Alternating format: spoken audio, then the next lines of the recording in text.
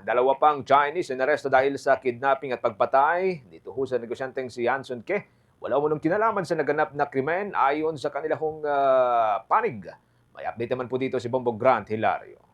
Iginiit ng kampo ng mga naaresto pang mga Chinese nationals na sangkot umano sa pagkidnap at pagpatay sa negosyanteng si Hanson Ke na wala raw kinalaman ng mga ito sa naturang krimen. Kung saan, kwestiyon ng kanilang abogadong si Attorney Frederick Lu ang pagkakaresto sa dalawa nitong kliyenteng Chinese na ngayon nasa kustodiya ng anti-kidnapping group ng Philippine National Police. Partikular sa dalawang Chinese na kanyang ipinagtatanggol, mariin pa niyang inihayag ang pagtataka kung bakit idineta na ang mga ito sa kanilang kustodiya habang patuloy ang investigasyon. Paliwanag kasi na Attorney Frederick Lu na posibleng hindi sangkot sa pagkidnap at pagpatay kay Hanson Ke ang kanyang mga kliyente sapagkat nasa kasino raw ang mga ito na maganap ang krimen. Kasamang humarap sa preliminary investigation ng naturang kaso ng pagpaslang ang tatlong nauna nang napaulat na may kinalaman at itinuturo umunong sospek ng pagpaslang sa naturang negosyante. Kaya't ganun na lamang ang naging reaksyon ni Attorney Frederick Lu dahil na rin sa kanyang pagkwestiyon kung bakit nasa kustodiya na agad ng anti-kidnapping group ang kanyang mga kliyente, gayong subject for preliminary investigation pa lamang raw ang mga ito.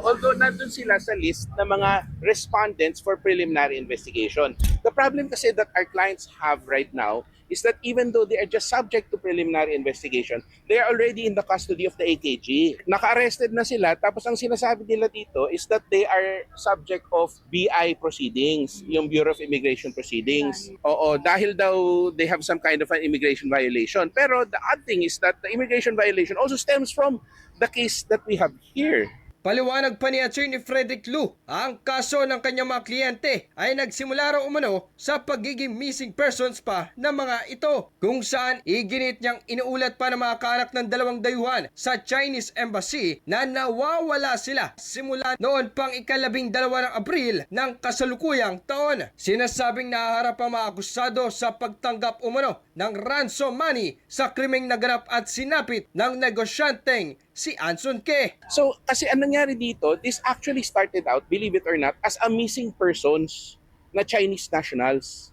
And etong dalawang to, they were reported as missing by their families to the Chinese embassy at ni-refer sa amin.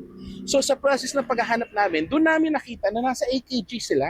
April 12 pa sila nawawala. Since April 12 to this day, they have already been in AKG custody. They are not in the original charge, and they are just listed in a separate piece of paper saying that they are also respondents. Para sa Bombo Network News, Bombo Grant Hilario, nag-uulat. Para sa number 1 and most trusted radio network in the country, Bombo Radio Philippines. Basta Radio, Bombo!